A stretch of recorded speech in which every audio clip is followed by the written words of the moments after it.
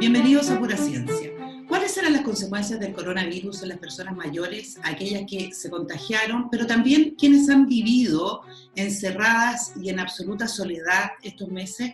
El ingeniero en biotecnología molecular y doctor en ciencias biomédicas, Claudio Getz, quien además es director del Instituto Milenio de Neurociencia Biomédica de la Universidad de Chile, el PNI, ha dedicado mucha de su investigación al tema del envejecimiento y las enfermedades neurodegenerativas.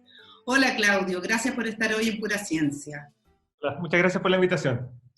Claudio, uno de los problemas del contagio con este coronavirus es que muchas personas provoca una sobrereacción en el sistema inmune, se inflaman. ¿Por qué ocurre eso en la gente mayor si se supone que su sistema inmune está mucho más deprimido? Claro, es que durante el envejecimiento ocurren distintos procesos naturales como de decaimiento en el cuerpo. Y uno de ellos es que el sistema inmune no solo empieza a disminuir en su capacidad de enfrentar a patógenos, a agentes que nos atacan, pero también empieza a perder su equilibrio, su homeostasis, su regulación. Entonces también se equivoca mucho. Entonces lo que uno ve en los pacientes con COVID, que se generan estas sobrereacciones inmunes, donde esta inflamación corporal termina dañando otros tejidos, incluyendo el cerebro, obviamente. Ya, y cuéntame, ¿cuánto puede afectar a las personas mayores el confinamiento tan largo? Después vamos a hablar de la parte más biológica, física, pero en lo mental. Claro, aquí es un tema que ha estado en discusión en todo el mundo, porque se sabe por distintos estudios donde se han seguido grupos de viejos en distintos países que las condiciones como socioeconómicas impactan como la calidad del envejecimiento biológico, y esto va a determinar como tu probabilidad de enfermar, sabiendo que el envejecimiento es el factor de riesgo principal para desarrollar la mayoría de las enfermedades crónicas que nos afectan. Entonces, es muy conocido, basado en estudios científicos, que, por ejemplo, el ejercicio te permite disminuir la recarga de enfermedades en las poblaciones. Entonces, obviamente, si nuestros viejos están encerrados por meses, eso va a impactar negativamente no solo el ánimo, las capacidades físicas, pero también va a tener consecuencias en aumentar el riesgo de desarrollar otras patologías. Pero el problema es que acá se están juntando distintas variables producto del confinamiento y el aislamiento social, porque también, basado en estudios grandes, se ha reportado que el contacto con otras personas, la actividad intelectual asociado a una actividad social, también, por ejemplo, disminuye significativamente la probabilidad de desarrollar demencia o Alzheimer. Entonces puede tener estos efectos tremendos.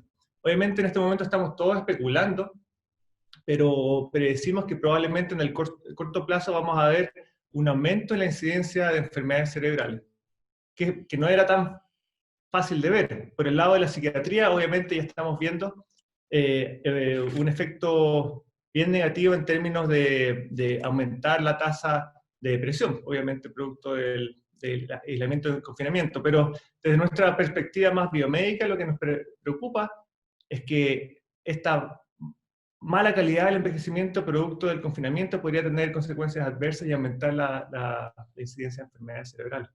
¿Y qué tipo de enfermedades específicamente?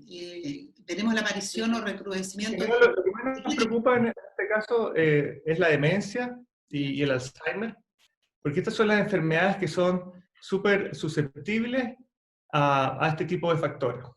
La baja estimulación intelectual, la baja actividad social y también, obviamente, una disminución de la actividad física. Todo esto en conjunto tiene efectos negativos.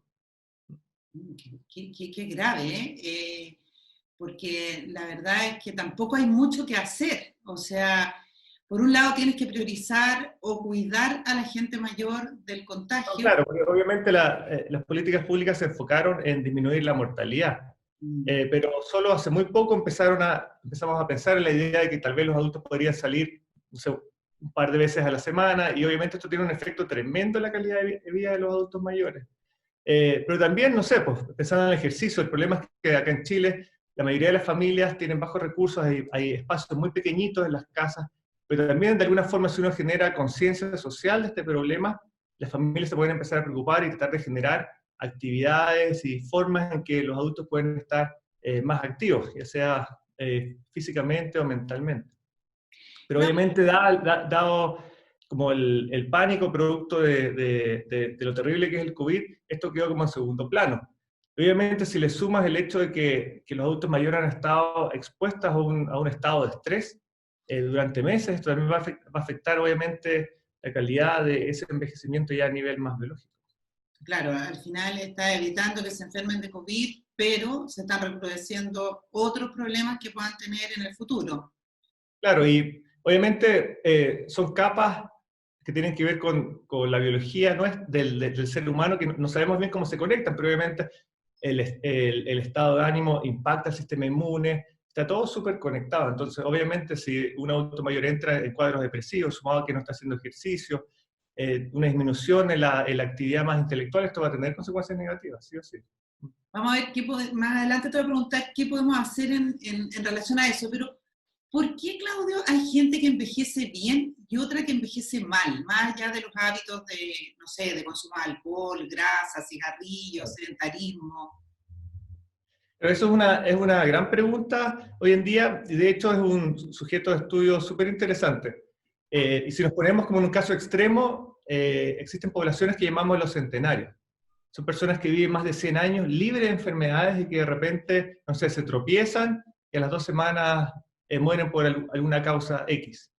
Entonces, lo que se sabe hoy en día, que es súper importante entenderlo, es que el envejecimiento no es un simple como decaimiento del cuerpo, como que se nos gastan las partes y dejamos de funcionar.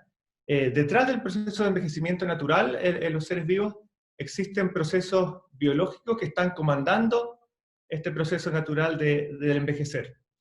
Y se sabe que este proceso es súper complejo y dio origen, de hecho, a una nueva disciplina que es la gerociencia, que de alguna forma trata de entender cómo la biología que está detrás del envejecimiento impacta el desarrollo de las enfermedades asociadas con la edad.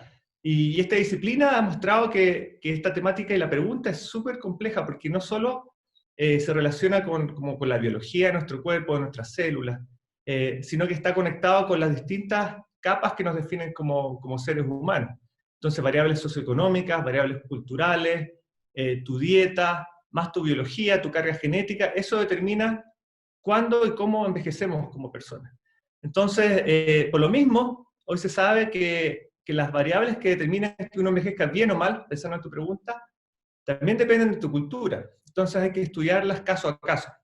Y de hecho, en este momento estamos desarrollando un proyecto súper interesante financiado por el gobierno, por la iniciativa FONDAP de áreas prioritarias de investigación, donde estamos tratando de entender cuáles son las variables que llevan a que un chileno envejezca bien o vaya por una ruta que va a terminar en el Alzheimer, en Parkinson, en demencia. Obviamente nosotros estamos enfocados en ¿Tenemos salud. algunos resultados de estudio o no? Estamos en el proceso inicial, ya hemos reclutado casi 300 personas que estamos haciendo seguimiento, pero es un equipo multidisciplinario donde hay psicólogos, hay neurólogos, hay matemáticos que están haciendo modelamiento, estamos nosotros que lo miramos de una perspectiva más médica, biológica. Entonces, súper interesante porque vamos a tratar de combinar todas estas variables y tratar de definir si existe alguna de ellas que sea la más importante, si es socioeconómica, si es psicológica, si es cultural, si es biológica. Y eso va a ser súper importante en el futuro para definir políticas públicas, Claro. porque ya sabemos que la tasa de envejecimiento de la población chilena es súper alta, es la segunda más alta en América completa después de Canadá.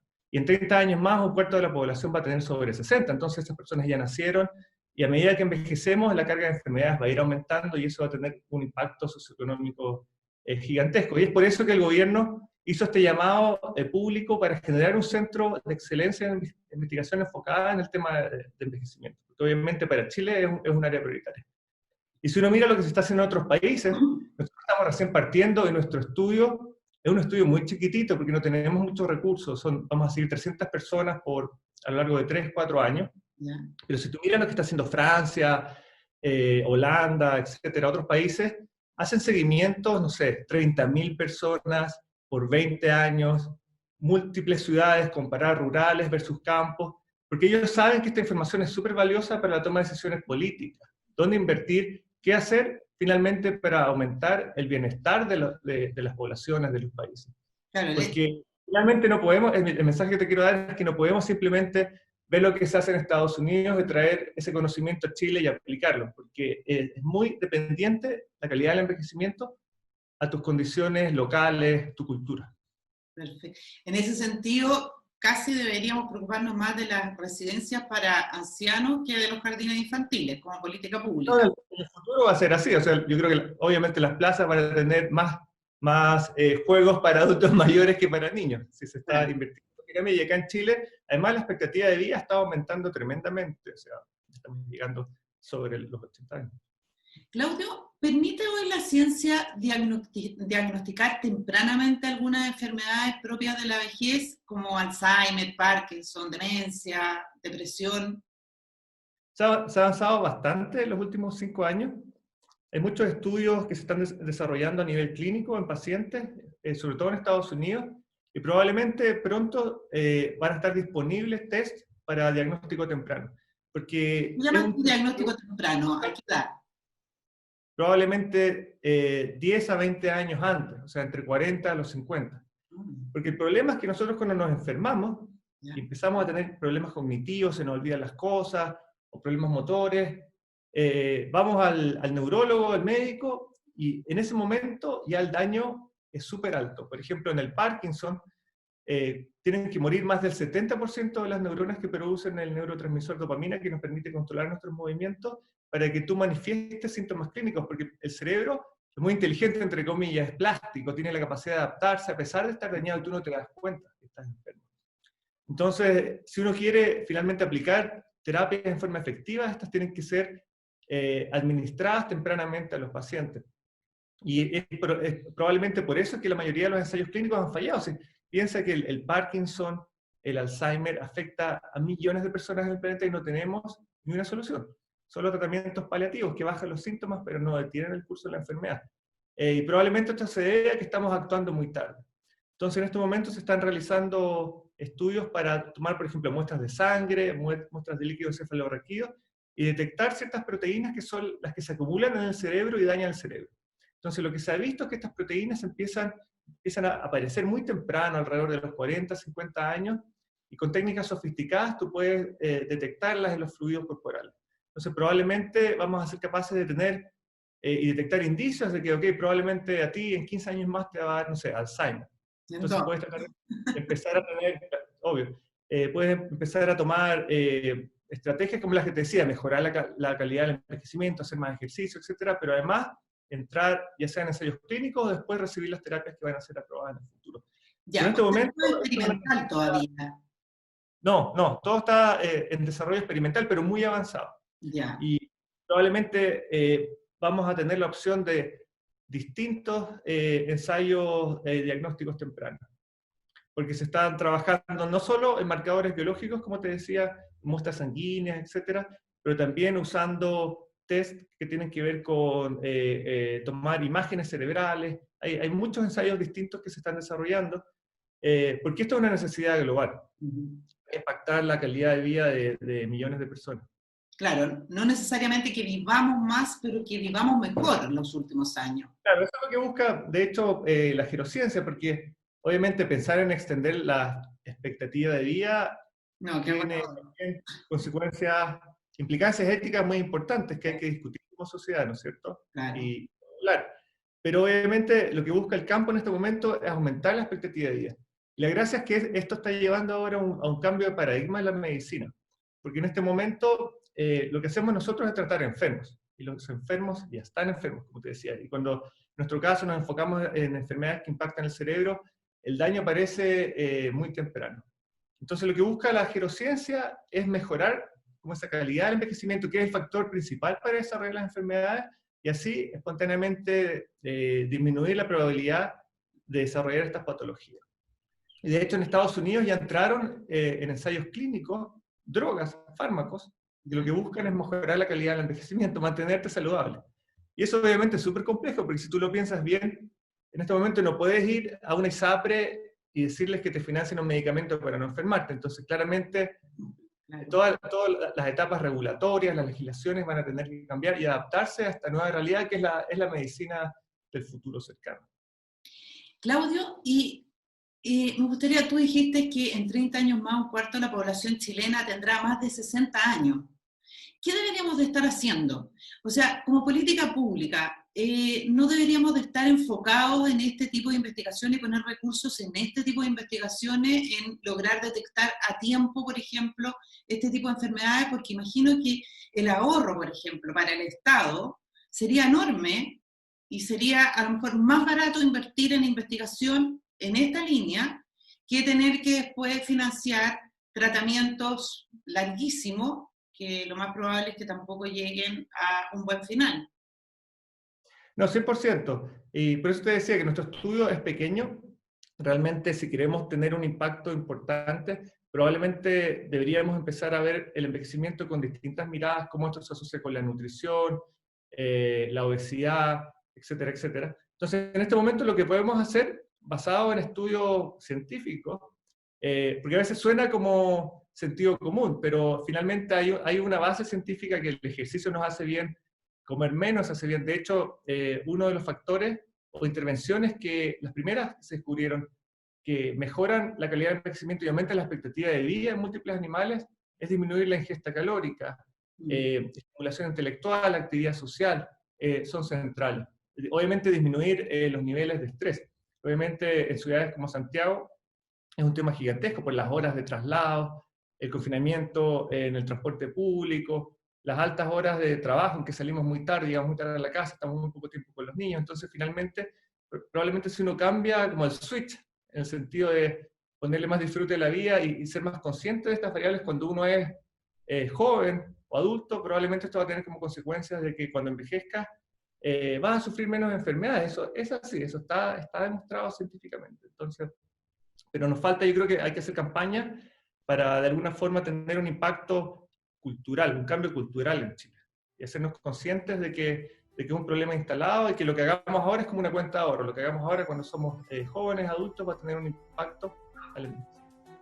Claudio Hertz, te agradezco muchísimo haber estado hoy en Pura Ciencia y te deseo también muchísimo éxito y ojalá como país, como Estado chileno, pongamos los recursos donde corresponde ahora, que es intentar prevenir las enfermedades del envejecimiento, porque claramente nos vamos a ahorrar muchísimo y vamos a darle una mejor vida a nuestros viejos. Muchas gracias por la invitación.